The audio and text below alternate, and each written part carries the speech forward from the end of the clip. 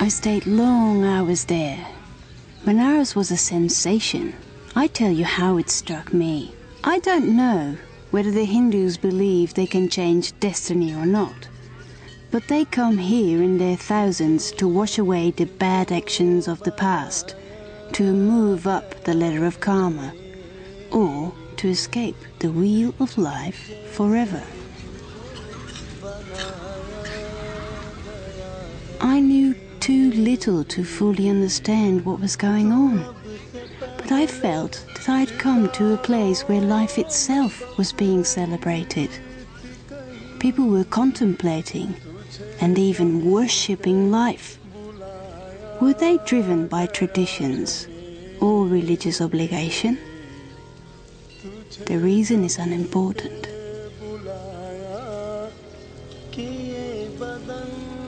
When the faithful come in great numbers to worship in one place, the air is automatically filled with spiritualism and reverence.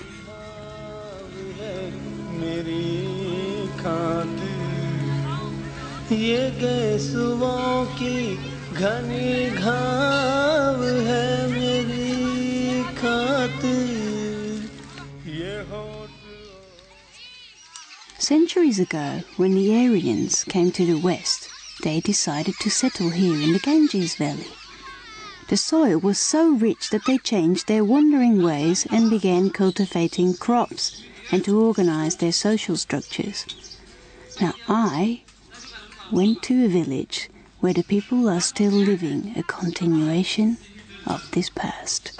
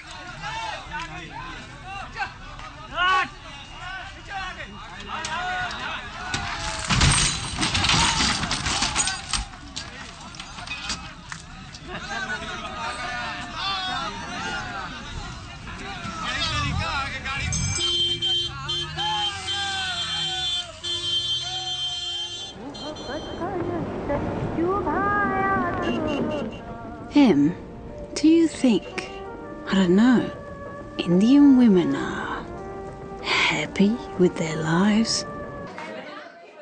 Well, Indian women are rich, poor, young, old, but each has her own religious convictions, and each and every one has her individual character.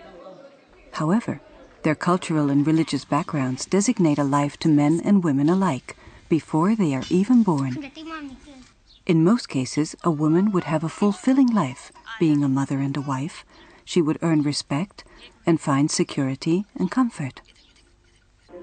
Now, in this changing world, women have access to more information, and as a result, a new sense of questioning may enter their minds. The way in which they see themselves may change, and they become aware that they have, or possibly should have, more options than the ones laid out before them. Their society might not welcome these new ideas, and that can cause great problems and increasing tension. But I don't know if their awareness necessarily makes them happier or unhappier. It's difficult.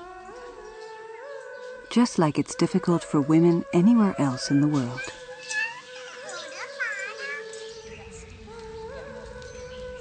What happens when a woman from a rural area in South Asia suddenly has the same opportunities as I had growing up? Jabida? my family were all born in the same area, in the same small district of Sylhet. But when my father was born, it was India, and when my mother was born, it was East Pakistan, and when I was born, it was Bangladesh. But it was still the same area that we were all born in, and then my brothers were born in Britain. Would I be the same person? Would I have the same personality, the same strengths, the same character if my family hadn't emigrated at that time? Also, I'm trying to explore why I seem to be such a character to the other women in my family. And I think I'm not looking for answers. I'm not here looking for answers. I'm just exploring the question because I think I've already decided many years ago that there isn't an answer. But I just want to explore it. I want to find out why I have ideas that are so shocking to my mother and sisters. I'm number 3. I have two older sisters. Both my older sisters had arranged marriages when they were 17.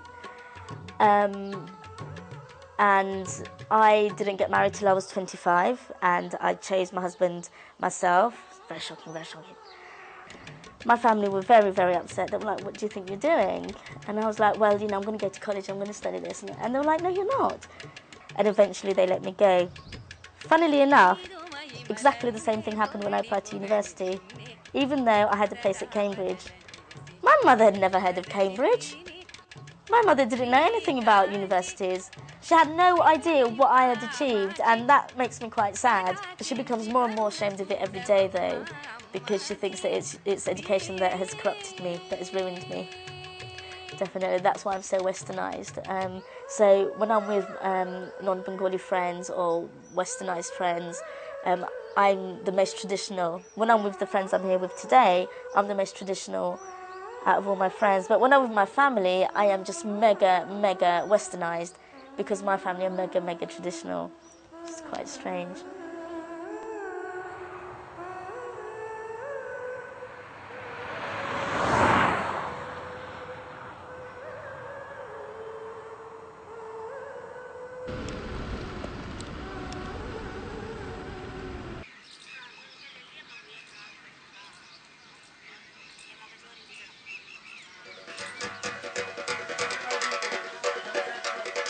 Climb up the eastern hill and you'll see that Pushkar lies at the edge of the Thar Desert. Lord Brahma threw down a lotus blossom, and where it fell, the lake was formed.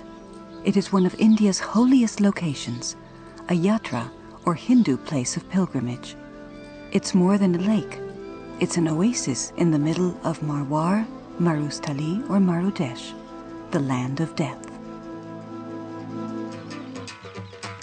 Many, but not all, of the people you will see around you are direct descendants of the famous Rajput clans. Most importantly, you should become aware of the people's enormous resilience, which not only allowed them to survive, but to develop a complete culture around life in the desert. If not actually disappearing, is certainly changing.